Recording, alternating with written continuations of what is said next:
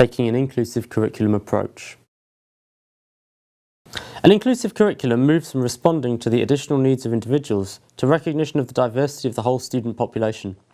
This may require a shift in approach, but can be achieved with relatively little resource, and the benefits outweigh the costs, since there will be fewer additional support needs and better outcomes.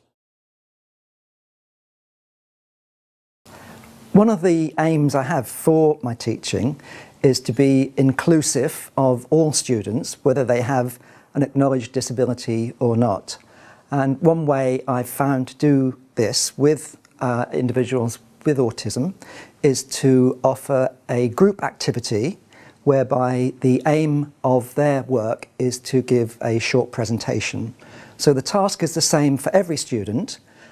They can work in groups, but if they need to, they can work as individuals. For example, group work, the more structure you can bring into that, the easier it is for, not just for the autistic students, but also for many of the other students who might feel more comfortable if I don't put them in a group with 3 and give them all a specific role, rather than just saying, work together, If I were to think of my teaching overall, what working with students with autism has given me has been a greater sense of how we need to adjust to each student's, no matter whether they have autism or not, each student's model of learning.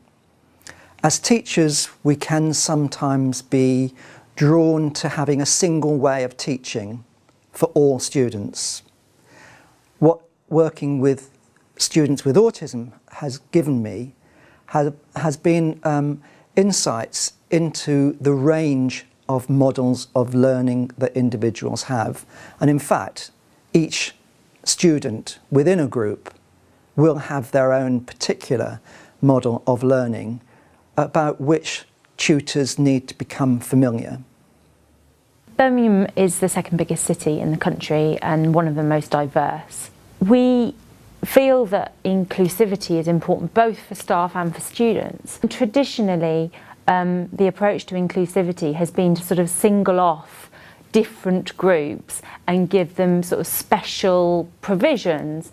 And while that's a really important step in terms of recognising that not everyone learns in the same way, it's actually better to make the classroom space a place where different people can engage in different ways rather than there just being one single way of learning. And if you don't fit that mould, then you're not welcome within the university space.